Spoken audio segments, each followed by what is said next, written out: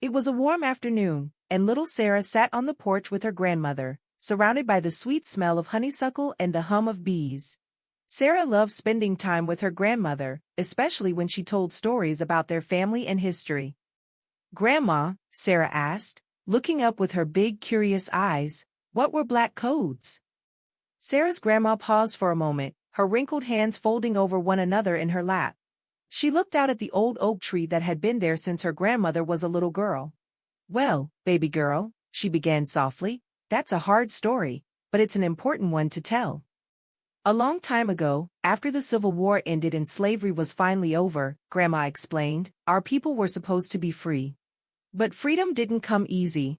Many of the folks who had kept slaves didn't want to let go of their power, so they made new rules called black codes. These laws weren't fair, not one bit, and they were meant to control us and keep us from living free like everyone else." Sarah frowned. "What kind of rules, Grandma?" Grandma sighed. "Well, for one, they made laws saying that if a black person didn't have a job, they could be arrested and forced to work for free. Imagine that, baby, working all day and not getting a single penny. They also tried to stop us from owning land or running businesses. Even kids like you, Sarah, could be taken from their families and made to work for white folks without any say in the matter." Sarah's eyes widened. "That's not fair at all." "No, it wasn't," Grandma said firmly. "There were rules about where we could live, where we could work, and even who we could gather with. If someone broke these laws, or if they were accused of breaking them, they'd be punished real harsh, worse than white folks ever were." Sarah asked, "But why would they do that?"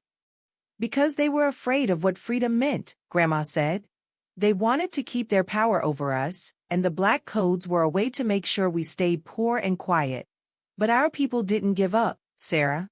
They worked hard, went to school, started businesses, and built communities.